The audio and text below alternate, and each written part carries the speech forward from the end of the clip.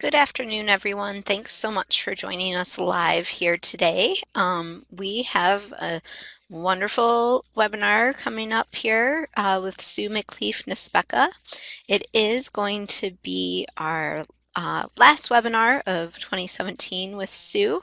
Sue's been traveling around Michigan both in person and virtually through webinars and through our e-newsletter every month that of the last 2 years. So Sue has gotten to know Michigan very well, and we've been very appreciative of her knowledge of Every Child Ready to Read and story times and everything that she has shared with us. So with that being said, I'm going to hand this webinar over to Sue to begin. Hello, everyone. I hope you can all hear me fine. Is that everything fine with my sound, Kathy? Coming through clear on my end. Great. Okay. Yes, it has been a fun 2 years. I feel a little sad that this is the last webinar and we're winding down on this 2-year, well, it's winding down for me. It's not winding down for the Library of Michigan, but for me, for the last 2 years of being involved in your early literacy initiative, specifically the Every Child Ready to Read initiative. So today, we're going to talk a little bit about some other things that you might have heard of, Supercharged Storytimes and the Very Ready Reading Program.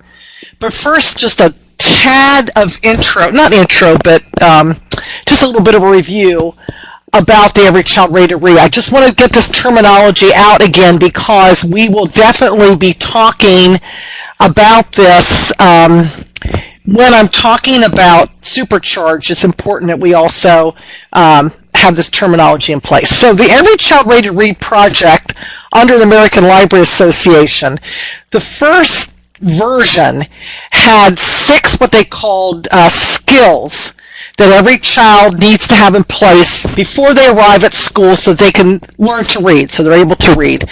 And so what we were doing was trying to encourage parents to work with these skills with children, with their young children. And so those skills were, and this terminology is very important because this isn't just coming from the American Library Association. This is from research that was documented on how some children are able to learn to read easily and others are not. And this research had been in place for way over 40 years, so it's a very valid research.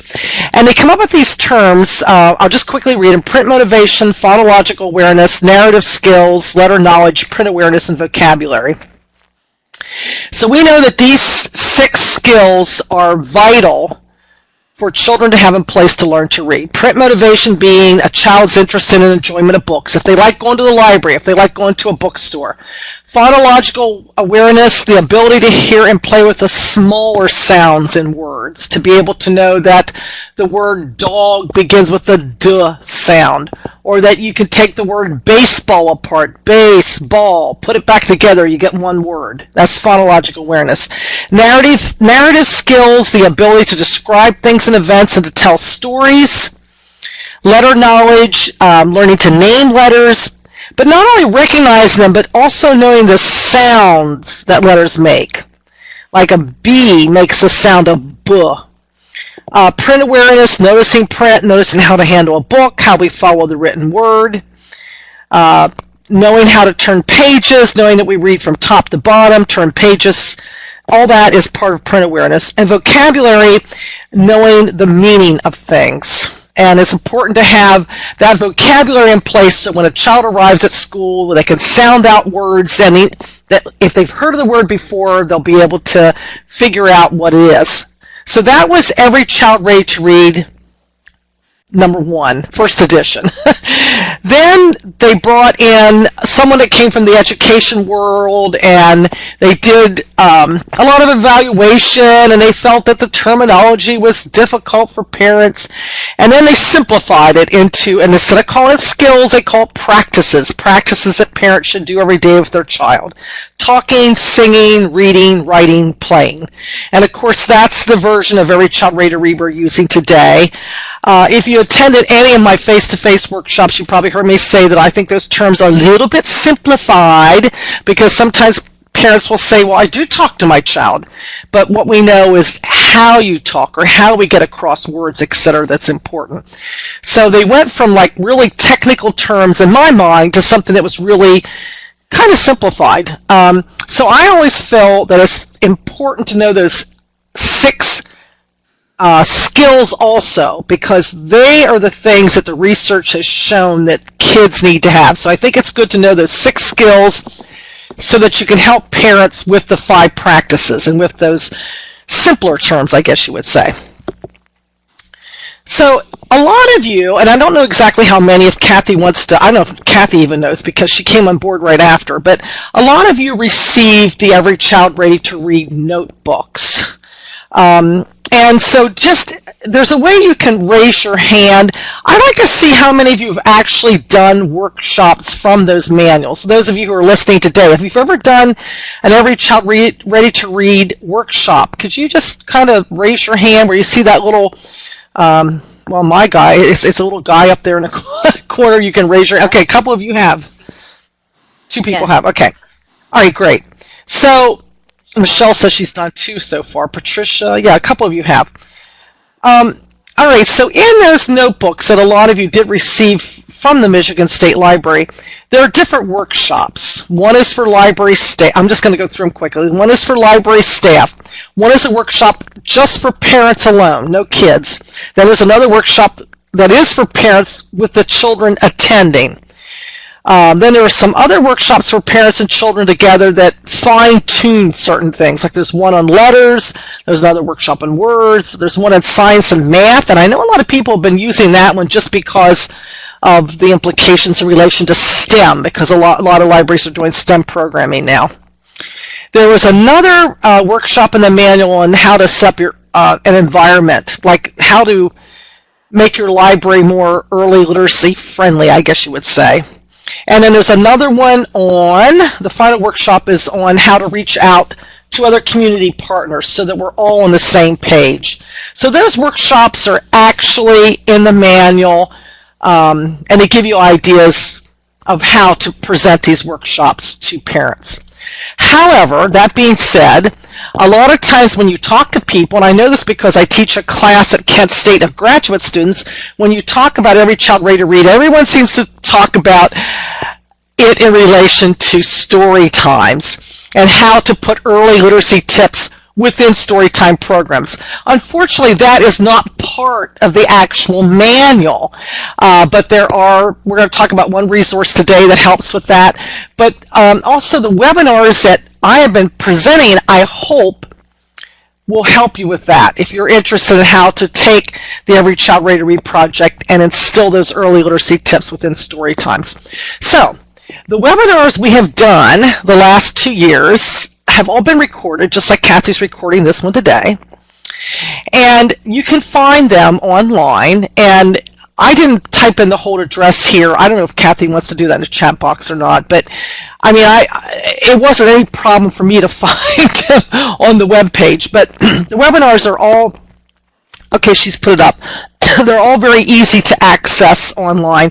I'm just going to give a little review of the webinars that we've done previously, because if you have not attended one, at your leisure sometime, you might want to go back and listen to one of them. So I'm just going to tell you what we have. Now, I was talking to Kathy earlier today, and I said, we don't really have a basic Every Child Ready to Read webinar, and I think that's because I went around and did that training face-to-face. So there's not like one basic, here's the Every Child Ready to Read project. But there is, the first webinar I think we did was Every Child Ready to Read Library Staff Workshop. So what that was if you wanted to present the Every Child Ready to Read project to other staff members who didn't attend one of those face-to-face workshops, or maybe it's someone you hired later, you know, that has never had training in Every Child Ready to Read. That was that webinar talks about that workshop and how to train other library staff in the Every Child Ready to Read project. So that was one webinar. There was another one on early literacy and learning spaces, which I think is kind of helpful because what is in the manual doesn't really show ideas of, in my mind, it doesn't show real practical ideas of how to set up your library to make it more early appropriate. And in that webinar, there was even some pictures I have of some things that were done at Michigan libraries, because when I was traveling around, I was taking pictures different places where I saw things I thought, oh, wow, this is good, So that's even in that webinar. There is another webinar on doing story times for babies, how to incorporate early literacy tips within those story times for babies. Another webinar on how to do that for 2s and 3s. Another webinar on how to do that in preschool story times. Then there's a webinar on mixed age story times and early literacy tips. That's for, if you have a bunch of kids of all different ages in one story time. We had a webinar on Every Child Ready to Read family engagement, how to get families more engaged in literacy practices outside of just story times. And also in that webinar, we talked about kindergarten readiness and things you can do for kindergarten readiness. That particular webinar also touched on Michigan standards, and I remember I had links to your actual Michigan learning standards, which we're going to talk about again later. But those links were right in there. In fact, the handouts for that particular webinar, you could easily access those links. We did a webinar, DAP, Storytime Basics. DAP is developmentally appropriate. So that was kind of a webinar for those people who are maybe more new to story times, or, for example, maybe they never did a baby story time and they want to start one. And so this, oh, I'm sorry, advanced, I didn't want to advance yet. It's for basics of how to do story times and have them be developmentally appropriate according to ages. Then the last webinar I did, which seems like it was just last month, it wasn't that long ago, was working with early childhood educators, that's ECEs, early childhood educators and volunteers for early literacy. And of course the final webinar is going to be the one we're doing today on Supercharged Storytimes and the Very Ready Reading program. So we're going to get started on the Supercharged Storytimes. First of all, again, you can raise hands. If you want to type anything in the chat box, that's fine. I want to know how many of you, particularly even through raising hands, have heard of the term Supercharged Storytimes, because it's been in print a lot lately. So I'm just going to pause a second to see if any of you have heard of this. Okay, a whole bunch of you have. Yeah, I'm not surprised. It's been really talked about a lot in journals. I think almost all of you have. A lot of you have, anyhow. Okay, so we're going to talk a little bit about this. There are two places basically you get information. One, there is the book, and you're looking at the cover of the book right there.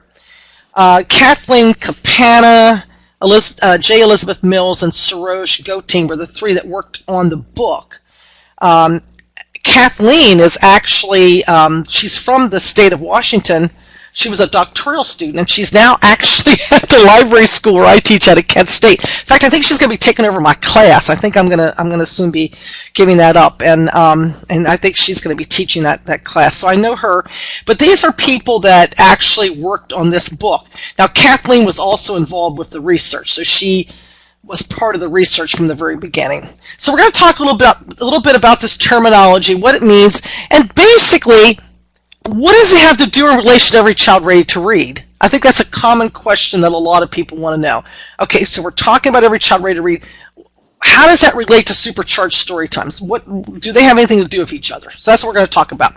Now, when they started the Supercharged Storytime project, I guess you would say, they were trying to find out, and actually the woman, she was a professor at the University of Washington. Again, this is the state of Washington, not D.C.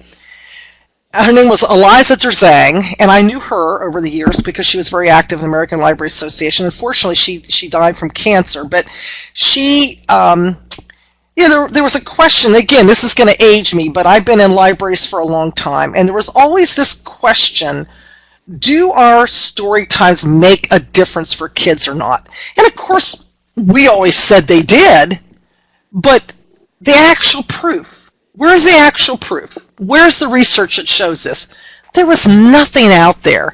And I remember for years lamenting this. Why doesn't somebody do a study and, find out? So Eliza did.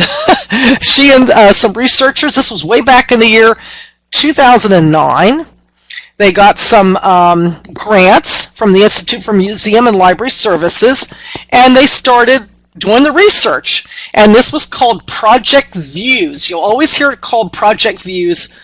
I quite frankly can't remember what VIEWS stands for, so I had to make a slide just so I could read it to you because I could never remember what it stands for.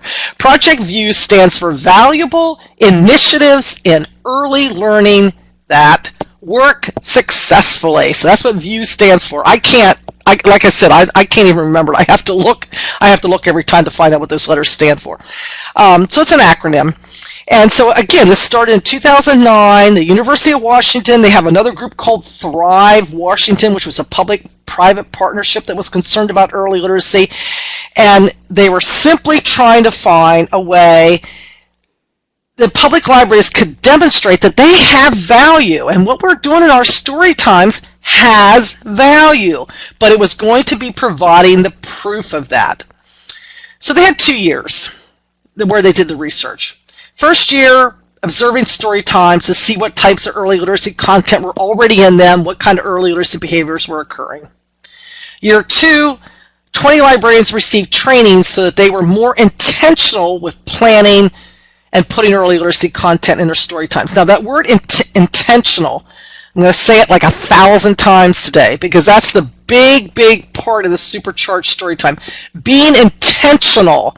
In other words, we plan our fun story times, but we're going to be a little more intentional by planning and thinking about how we can put more of this early literacy stuff in it, how we can get it across to the parents, how we can get it across, of course, to the children, what early literacy behaviors can we observe in the children.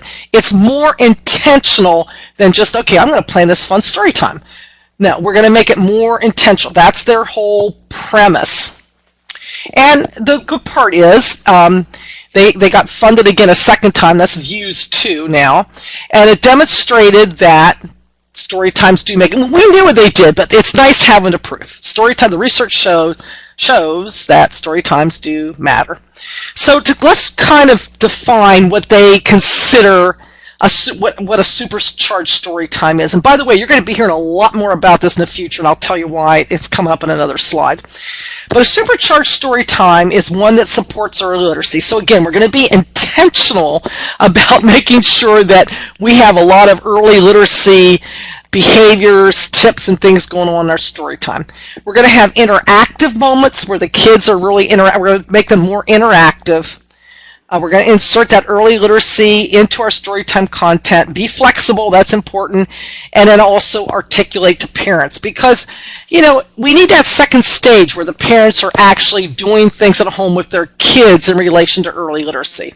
So that's kind of what constitutes a supercharged story time. Now, like everything else, VIEWS 2 also has their own early literacy domains. So if you can think back to my first slide, when I said every child ready to read has print motivation, phonological awareness, vocabulary, all those terms, narrative skills that I gave you, vocabulary that I gave you earlier. Okay, then we went to the talking, reading, singing, writing, playing. Okay, here's the terminology for VIEWS 2. And you'll see some of the same terminology that was in the Every Child Ready to Read first year project. That's why I always think it's so important to know those terms. So we have alphabetic knowledge the same, print concepts is the same, vocabulary is the same, phonological awareness. Those are 4 of the things that were in the first one. Language use is kind of the same as vocabulary. Communication is kind of the same as narrative skills. So these are their domains: communication, language use, phonological awareness, vocabulary, comprehension, print concepts, alphabetic knowledge, and writing skills, because that was not really emphasized in the first edition of Every Child Ready to Read. So within these early literacy domains, I'm just going to define them real quick, but I think you probably know what they mean. Communication is not only how to talk, but also how to share talking, like with a parent talking to the child. Language use, how to use words, that's vocabulary. Phonological awareness, playing with sounds. Vocabulary, understanding using words. Comprehension, understanding stories. Print concepts, connecting with stories and connecting with the print. Alphabetic knowledge, exploring with letters, and writing skills. So if you had that book, Supercharged Storytime, there is a whole chapter on taking those domains that they have in the Views 2 and comparing, showing how it all works together with Every Child Ready to Read. So the communication, that was the first domain in Views 2. Communication connects with Every Child Ready to Read 1 with narrative skills. It connects with the second version because communication fits into talking, reading, playing, and writing. Phonological awareness is another one of their domains. Every Child Ready to Read has the exact same terminology. Every Child Ready to Read 2 combines talking, reading, and singing. So they will go through every domain in that first chapter and show how they relate. Just to let people know that the Every Child Ready to Read project is really still part of Supercharged Storytimes. Next, what they do is they take that talking, singing, reading, writing, and playing that we have in the second edition, and they take it through each age level. They take talking through each age level, singing through each, reading, right? And they show, and I'm just giving you just a very brief look at this. I mean, it's much more detailed in the book. But they're giving you ideas of what you can do in relation to talking to make your story time supercharged with more early literacy. So birth to 18 months, we want to recite a lot of nursery rhymes. That should be the most important part of that story time, more than sharing, say, like board books. These nursery rhymes are vital. They're hearing words, they're hearing sounds. The babies will start babbling back. Eventually they'll express simple words, and you want to try to get them to express some simple words. For the 18 months to 36 months, we want to provide as many opportunities as we can for finger plays, because again, that's getting them to talk, to join in. Same with songs. I mean, literally, I know some of my grad students that don't put a single song in their story time. I mean, that's just not right. You got to have finger plays and songs in there. They're very important. We want to provide opportunities for them to give names for objects or things, and also join in a repeated phrase. Again, having them do that is helping them with the practice or skill of talking. 36 to 60 months, now children can actually, you can say what animal is this, they can help make animal sounds, they can now repeat longer phrases. You can ask them to predict what's going to happen next in the story.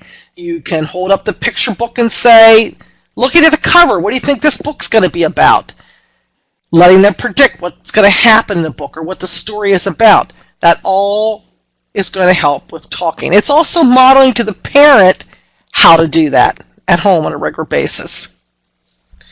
Supercharged Storytimes is really good for a lot of self-assessment. There are tons and tons of worksheets in there that you can photocopy and try to decide how you can do your story times better, I guess, or supercharge them. I'm just showing you a few, not all, of the questions. So this would be like on a form that you would fill out when you're intentionally, that word intentional comes in a lot, intentionally planning your story time. So what you would do is, how do I model talking to fit the age group of children who are attending my story times? How do I model interactivity through talking in my story time?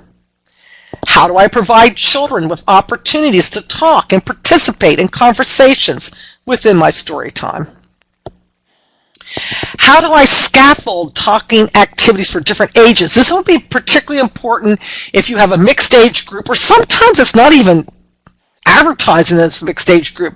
You have a preschool story time and you have a parent coming with a baby and toddler in hand to your preschool. So what different ways can I scaffold talking activities for those different ages within my actual program? How do I talk with parents and caregivers about talking with their child or children? And how do I incorporate fun? Because at no time do we not want our story times to be fun and enjoyable. We don't want them to become school-like or didactic or whatever. So how am I going to incorporate fun into this? Another big part of the Supercharged Storytime program is peer mentoring. Now, some people are going to be, some people are going to like the idea of peer mentoring and some aren't. I'm just going to be honest. I know some of you aren't going to like it, but some will. They highly recommend it in a Supercharged Storytime. And what it means is you partner with colleagues. Maybe you're in a large system. Maybe you have a neighboring library. Maybe you have a group of librarians that meet regularly and you're part of the state, whatever. But you partner with colleagues, whether they be within your own system or some other system, and you literally observe the other person delivering a story time. Again, some of you are going to be comfortable with this, some are not. And again, of course, because this is Supercharged Storytime, there's going to be a little worksheet in there that they can actually fill out. Not in a negative way. Now, this is supposed to be helpful while observing your story time. And you're going to, so this, your peer will provide feedback. Then the provider plans their next story times using feedback and ideas they get from their peers. Again, some people are going to be real comfortable with this, some are not. I just know that when I was head of a children's department at a fairly large system, I needed to do this with all my children's. I had to do this as the department head, I guess you would say, with my children's librarians. I had to do this. I mean, we didn't call it peer mentoring, but that's basically what it was. It was observing and giving them ideas or suggestions or feedback, you know, on their storytime program. So that's basically what the peer mentoring is all about. And again, as I stated, that is a big part of the Supercharged Storytime. Now, one of the things that they recommend in Supercharge is that you take a little bit more time if you're storytime planning. It doesn't have to be over intensive, but just a little bit more planning to make it more intentional, etc. I have the things that are in the left column that you're looking at. I'm going to just define them a little bit clearer. So one of the things when you're planning your story times that you think is, okay, first of all, what is my plan for that story time? How can I be more intentional about incorporating some behaviors from those early literacy domains that I defined? What outcomes, what early literacy outcomes am I looking for in my story time? How can I be interactive and engage with the children and the parents during story time? We want to be interactive and engage with both, not just the children, but also the parents. How can I draw on that expertise from my peers? That's if you've done the peer mentoring. What impact is the early literacy focus of my Supercharged Storytimes having on the children and parents? And then how can I articulate to my community at large and to any partners, any community partners, how my Supercharged Storytime supports early literacy? And that then goes to show why libraries are beneficial. So that's part of the planning stage. Communicating with your administrator and staff is very vital, obviously.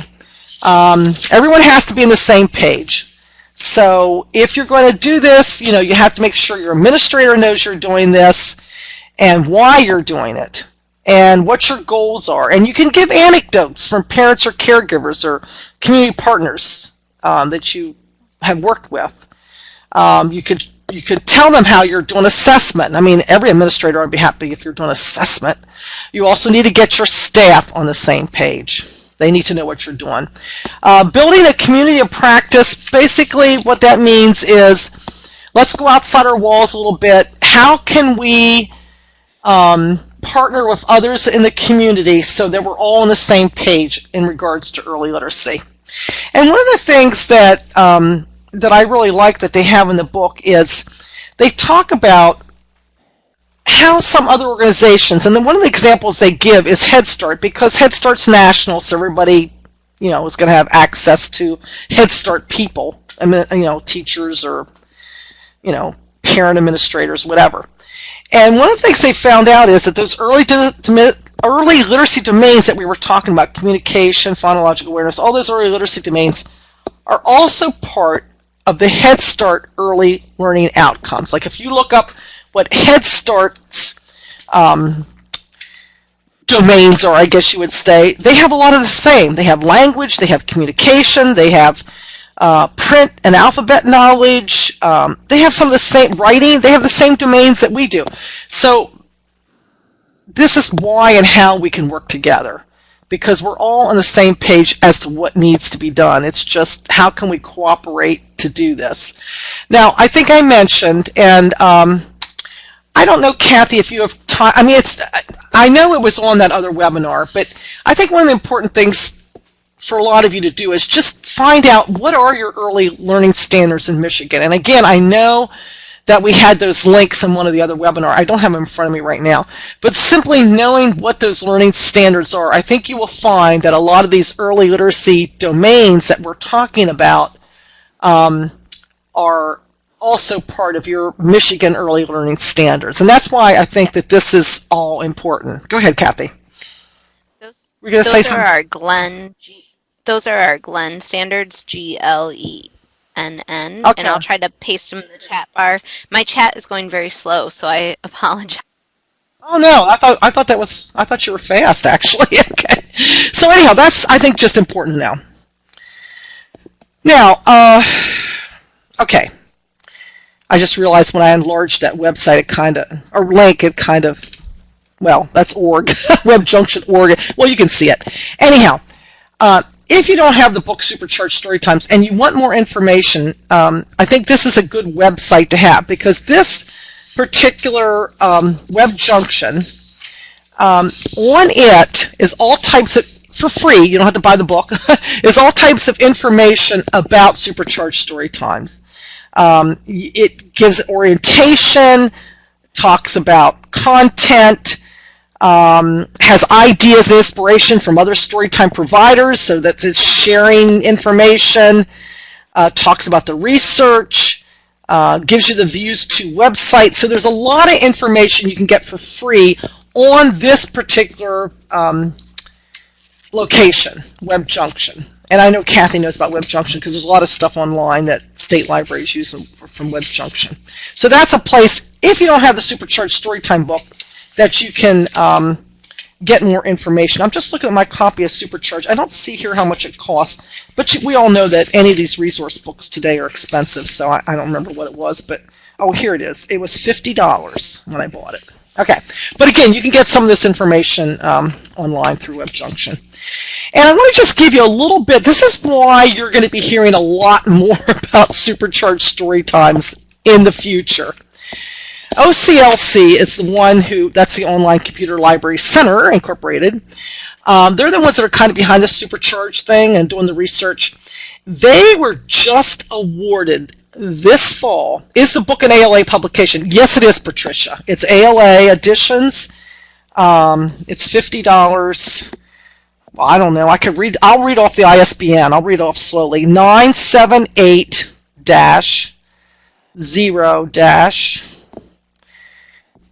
boy, I tell you, my eyesight. 8389-1380-2. So it's 978-0-8389-1380-2. It is a publication from ALA that came out not that long ago, 2016. I guess that's last year. All right, so OCLC was just awarded almost $250,000 from the Institute of Museum and Library Sciences for what they call their next, I don't know if they're going to call it Phase 3. Thank you, Jocelyn, for typing. They just received money, and I want to tell you where they're going with this project next, because I think you'll be hearing, if you read any of the library literature, you'll be hearing about this. They're going to partner with state and regional library systems. I'm not sure completely what all states yet. I know they're working with New York State. I know they're working with Minnesota. I know they're working with a regional in Florida, the Southeast Florida Library Information Network. But what they're going to do is they're going to expand this early literacy curriculum, and then they're going to, again, offer free self-paced online courses, probably through Web Junction again, I'm sure. They're going to train 100 facilitators to lead other librarians in using the online course. They're going to have 20 expert online trainers to deliver the curriculum across state and regional systems. And their goals, which they had to communicate when they got this grant, was they want to have as many as 1,600 children's librarians nationwide equipped to be able to do supercharged story times. So I think you're going to be hearing a lot more about it in the future. Okay, that's it for Supercharged. We're going to move on to the final subject for the day, and that's the Very Ready Reading Program, which is, in some ways might sound similar, but it's really not. It's a totally different type of program. I'm going to tell you about it. Again, I wouldn't mind seeing a showing of hands if any of you have heard of the Very Ready Reading Program. I'm just kind of curious whether people have heard of it, know about it. A few of you have. One, two, a couple of you have. Okay. This was actually done by Demco, which they're a library, vendor, I guess you would say. And I was actually involved in this project. That's why I know a lot about it. I was an editor and also authored some of it.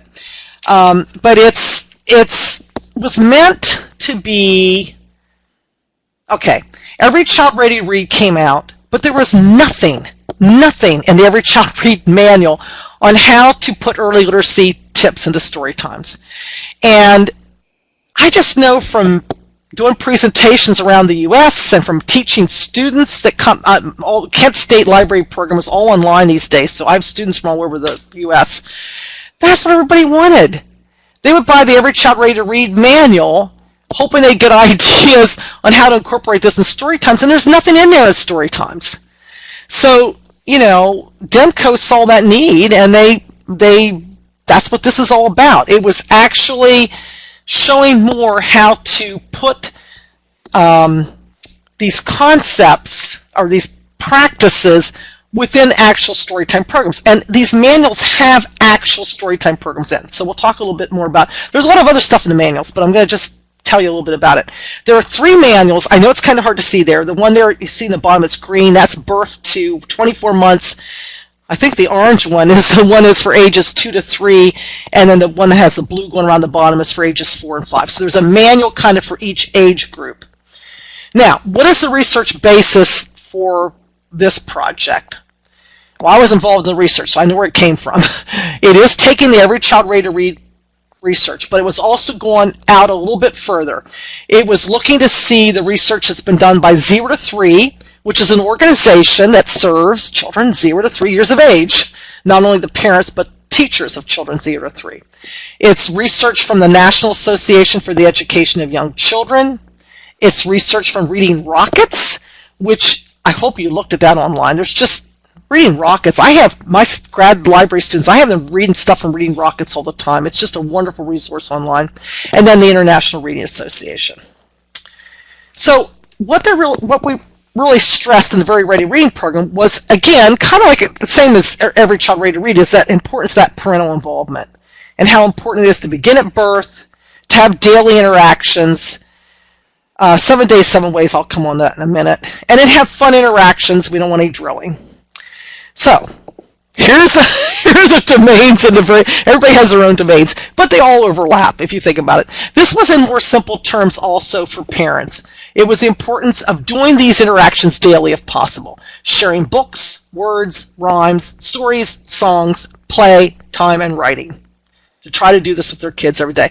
Now, one thing I like about this over the ECRR2, when you say talk, what does talk mean? This is more specific. We're sharing words by talking. We're going to share rhymes when talking. We're going to share stories. Tell our child stories, have our child tell us stories. That's narrative skills. So it's a little bit more specific instead of just talking. So sharing books, words, rhymes, stories, songs, play, and writing are the 7 domains here. There are a lot of things in the Very Ready Reading Program manuals that you can just take the sheets out and throw them down the photocopier and give them to parents. There is so much stuff that you do not have to, there's just tons and tons of handouts, or what I would call wonderful brochures or things to give parents. For instance, this is one of them. It's just, how to share books for your kids. And again, I'm not showing the formal version. I'm just giving you some ideas from that particular handout about sharing books every day. Talk about the story. Not only talk about the story, but talk about the pictures. Help your child learn how a book works. Turning the pages left to right, top to bottom. Make the story come alive. We need to use voices and be enthusiastic. Read a few minutes every day is okay. There's that read your bunny 30 minutes. It doesn't have to be 30 minutes. You might not have 30 minutes. You can read a couple minutes here, a couple minutes there. Reading a couple minutes at a time is okay. And then having fun with it. Now, Kathy's also given you the website for this very ready, reading in the chat box. All right, so one of the in the manual, in addition to these storytime programs, there's a lot of what I would call introductory material. For instance, there's a whole section on the importance of music in relation to brain connections, how it helps with listening skills, it helps kids increase attention span, it increases their vocabulary, their language, expands their memory, stimulates their imagination, increases phonological awareness, all those ideas explained in there. And then it gives tips for librarians with using music for kids. For instance, with babies, it's better to use more live voice singing than recorded music. Recorded music goes very fast. It would be hard for babies to hear it. If you use live voice, you can slow it down just a little bit so that they can hear the different syllables in the words, that they can hear the words clearly. So it talks about that, how, you get older kids, more recorded music fun. Younger kids, it's better to use more, I call live voice music. Considering the vocal range. Again, I have a minor in music. I directed a children's choir for 14 years. A lot of people do not know that children have a very limited vocal range. If you know anything about music, they can go from middle C up to high C, and that's about it. So that's C, D, E, F, G, A, B, C. They can't really hit that next D. That's a little bit too high. So they only have a vocal range of about 1 octave. It's something to think about when you're picking songs. Repetition is important in music. That's how they learn the words. That helps with narrative. Using movement and motions, well, I put that in there just because I knew from directing my children's choir. When I had them trying to memorize songs, they had a great deal of difficulty doing that until I started adding movements and motions, and it just helped them considerably, learn songs. Moving to the music, another good thing to do, adding props. So these are just different tips that are in there for librarians. Then there's a section about the importance of play, why it's important, supporting early brain development, creativity, imagination, building confidence and self-esteem, helps with developing attention span, helps with fine-tuning small and large motor skills. Now, each manual, by the ages, will have what are good play activities to do with children of that age. So that also helps with story time. So the first manual, I think it's 9 to 12 months, and then there's also a section on 12 to 24 months. So 9 to 12 months, we're going to be doing a lot of, in our story times, we should be doing a lot of songs with movements. We should be doing bouncing rhymes and lap rhymes and peekaboo games and simple finger rhymes with whole hand movements. They can't put one finger down at a time. Whole hand, like open them, close them, that type of thing. And then having interactive play. There's also, if you're looking for like toys, some libraries have different toys they want, or if you want to know what's age-appropriate toys, it'll have, okay, these objects and toys are age-appropriate for the ages 9 to 12 months. And there'll be another section from the 12 to 24, etc. And then the 2 to 3s and then whatever.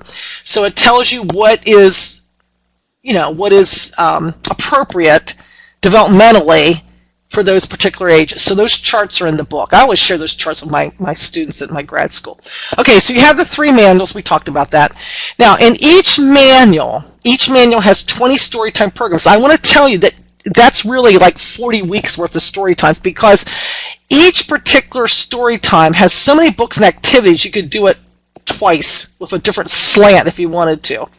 It has recommended book list, all those reproducibles that you can just throw down the photocopier. It's so easy. They each have a special section. One of the manuals has a section on how to do workshops for early childhood educators.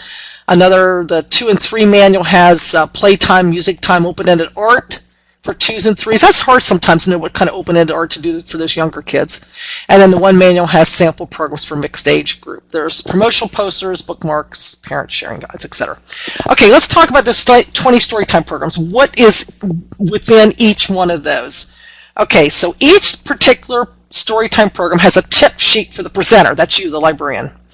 In other words, it'll say, here are 20 good books on this theme. You know, find out what you have and choose whichever ones you like.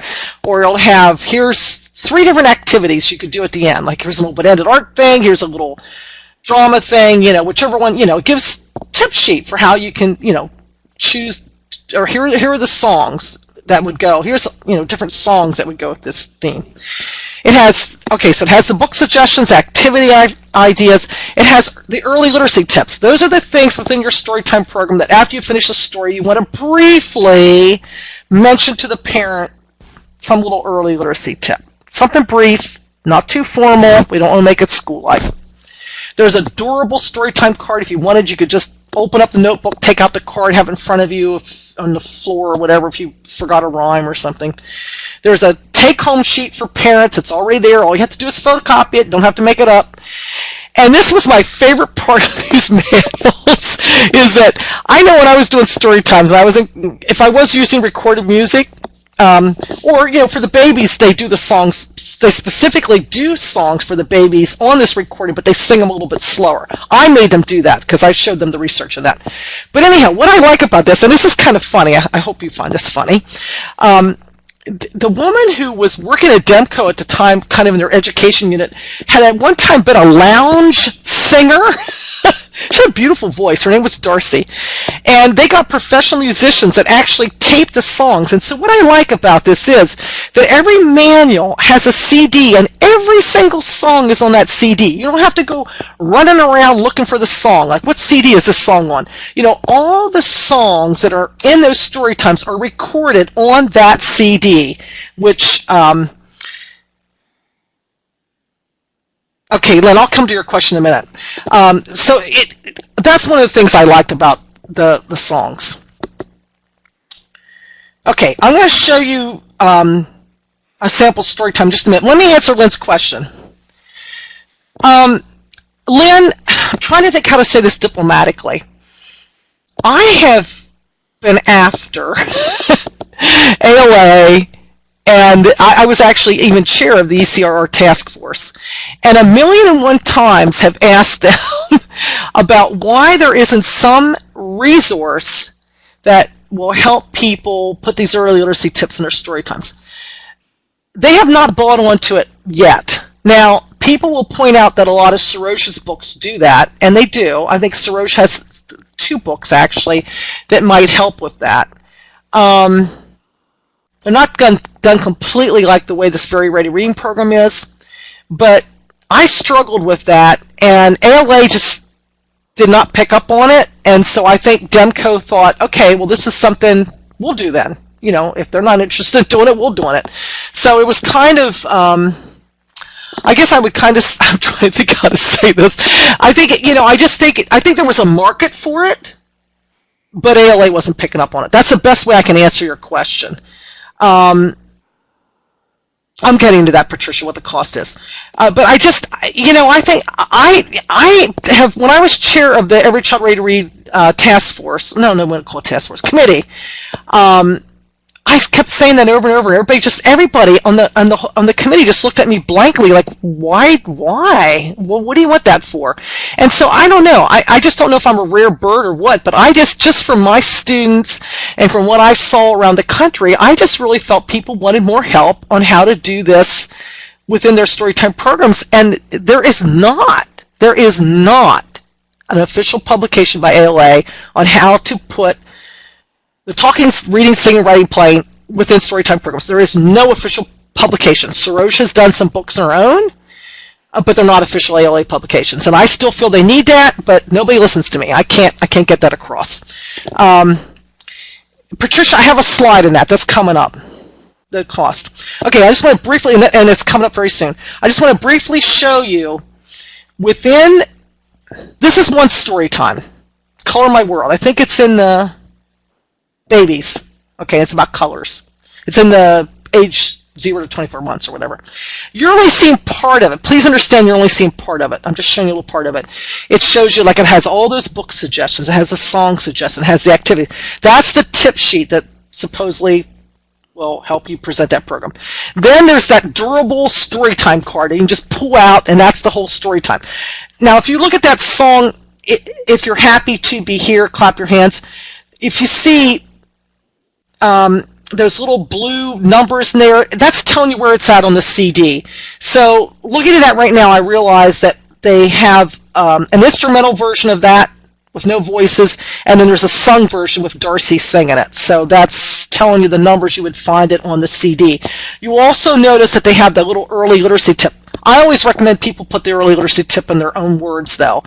I mean, you have to show librarians, you have to write something out, but it sounds too formal if you just read it. I think it's better just to put it in your own words.